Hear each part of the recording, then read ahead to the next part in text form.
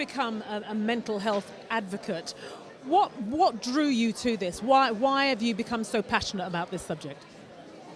I've become so passionate about trying to create workplaces all over the world where people feel they genuinely have the choice to ask for help if they're suffering from a mental illness. And why I'm so passionate about trying to achieve that sense of purpose in the world is because I got very, very ill with anxiety-fueled depression back in 2008, 2010.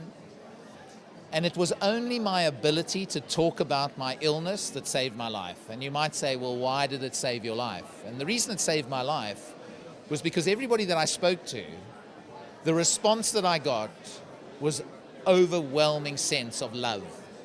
Talk about the power of love. And you know, during some very dark moments, the only thing that kept me going was knowing how much I was loved. And if I had not been able to have the conversation and talk to people about what was wrong with me, I might not have experienced that love. And I don't even want to go to where that might have ended. And then in 2012, a good friend of mine committed suicide, or he died by suicide. And I lay in bed that night and I thought to myself, why didn't I know about it? Why didn't he talk to me? And I lay there and I thought, you know, stigma has just killed my friend. And I'm not saying that he would be alive today had he been able to talk about it, but there might have been a better chance. And I lay there and I thought, you know, the difference between him and I was my ability to talk and his inability to talk. And so talking can save a life.